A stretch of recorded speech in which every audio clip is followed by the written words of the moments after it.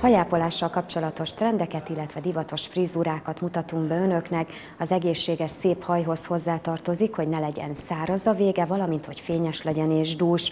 Rigó Istvánnal beszélgettünk a legújabb hajtrendekről. Az egészséges és szép haj szinte minden nőnek az álma. Ahhoz, hogy mi hölgyek ezt elérjük, sokféle ápoló terméket szükséges használnunk, de nem mindegy, hogy miért viszünk fel a hajunkra. Trendik azok a samponok, balzsamok és egyéb olyan pakolások, hajápolók, amelyek táplálják a haj keratin tartalmát.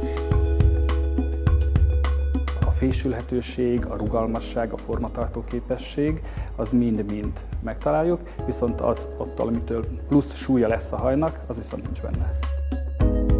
Mindezek fontosak a haj kezelhetősége és egészsége szempontjából. Rigó István szerint egyre divatosabbak a sejtszinten ható ápolótermékek, mert erősítik a hajszerkezetet. Sokkal hosszabbra tud megnőni a haj, azáltal, hogy nem törik le a vége bizonyos hossznál, hanem megmarad erős, megmarad vitális, formázhatóbb lesz a haj, és formatartóbb is egyben. Olyan hajápoló termékek jelennek meg a piacon, amik nem nehezítik el a hajat, de ugyanakkor megmarad az összes olyan jótékony hatásuk, ami a simaságot, a látságot és a fényt biztosítja, mert egy nő számára mindig a megjelenésében ez az első, hogy a ragyogás és a fény ott legyen a haján. Nem csak a kozmetikában, hanem a fodrászatban is trendik a különböző növényekből nyert hajápolók.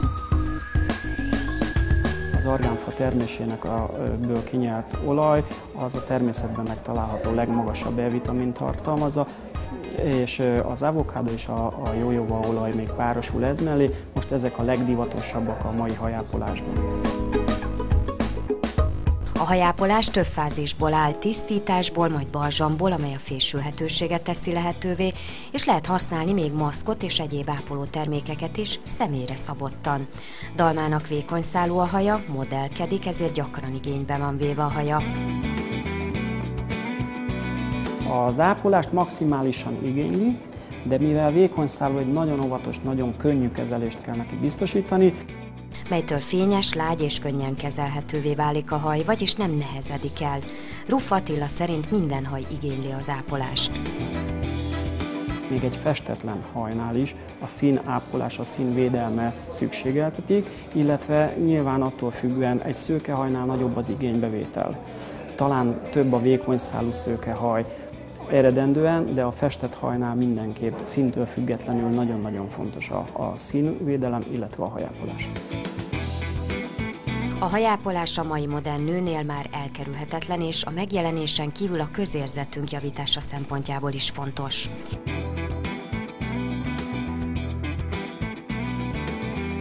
Nézzük az idei hajtrendeket hajépítés formájában. Tombasz Zsuzsa hajszobrász készítette a hajakat, egy hajban több trend jelenik meg.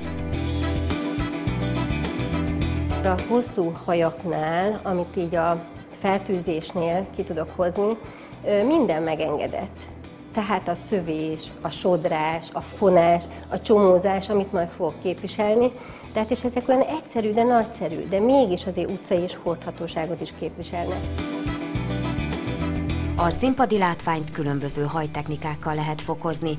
Egy hajban több szín jelenik meg, amelyet kreatív ötletekkel lehet még látványosabbá tenni.